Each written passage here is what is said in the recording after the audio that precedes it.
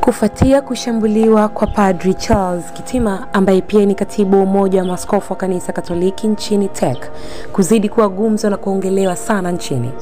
Serikali ya Tanzania inayoongozwa na kiongozi mkuu Rais Dr. Samia Suluhu Hassan imefika katika ibada ya kanisa Katoliki kuonyesha imesikitishwa, kutoa pole, kusema kuwa imesikia rai na matakwa ya kanisa, lakini pia kuliahidi kanisa Katoliki kuwa serikali na vyombo vya usalama vitahakikisha waliotenda shambulizi kwa Dr. Kitima watakamatwa na kuchukuliwa sheria.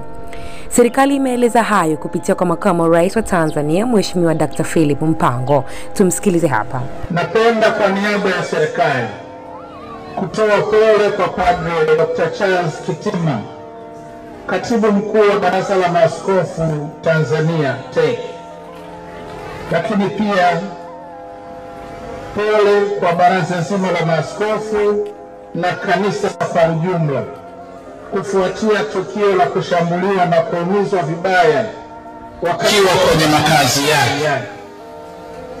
Serikali inalaani vikali na kukemea tukio hilo pamoja na matukio mengine kama hayo ya uvunjifu wa sheria, na serikali imepokea kwa unyenyekevu rai iliyotolewa na kanisa kupitia kwa makamu rais wa TEC hapa.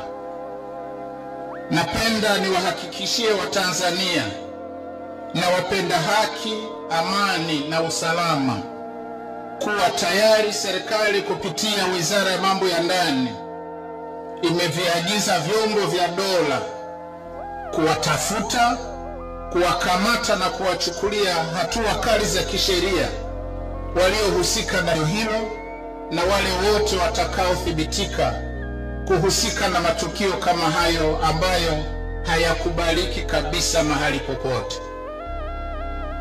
Nawaomba sana wahashamu maaskofu, waklero na wote walioumizwa na tukio hili baya kujikabidhi kwa Mungu pale tunapoumizwa na udhalimu, kama tunavyosoma katika waraka wa kwanza wa Petro sura ile ya 2 aya ya 19 ambayo inasema, maana huu ndio wema hasa, mtu akivumilia huzuni kwa kumkumbuka Mungu pale ateswapo isivyo haki.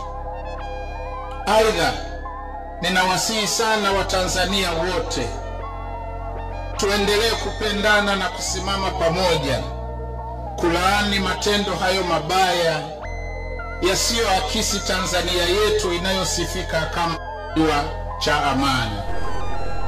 Mtazamaji wangu, hiyo ndio kauli ya serikali ambapo tumeisikia ikisema imekwisha liagiza jeshi la polisi kuhakikisha watuhumiwa wanakamatwa haraka mara moja. Hivyo tusishangae muda wote kuanzia sasa tukisikia ama kuona waliomshambulia Padri Kitima wakikamatwa.